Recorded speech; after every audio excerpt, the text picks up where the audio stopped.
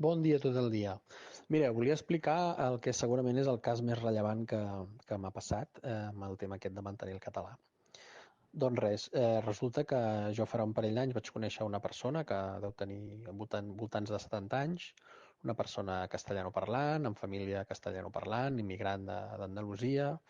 Aquesta persona és nascuda a Catalunya, però la seva família és d'Andalusia, ha viscut tota la vida aquí, evidentment castellanoparlant a casa seva i al seu entorn, i aquesta persona no ha parlat mai català perquè no li ha calgut.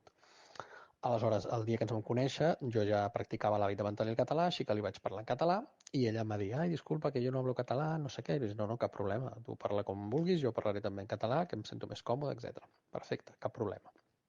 I així hem anat fent, i ens hem anat veient, etc etc.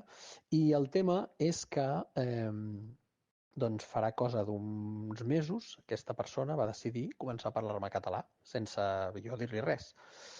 Aleshores, aquest és segurament el cas més rellevant que m'ha passat, perquè és una persona que no ha parlat català en sa vida, pràcticament, i ara, doncs, a mi, cada vegada que parla amb mi, parla català. La seva família al·lucina, perquè no ho ha fet mai, i doncs resulta doncs, que ara amb mi parla català. I res, només perquè veiem la força i el poder que té aquest hàbit de mantenir el català, que sembla un gest molt senzill, però és molt poderós. Així que jo mantinc el català i us animo a tots a fer el mateix. Vinga, una abraçada.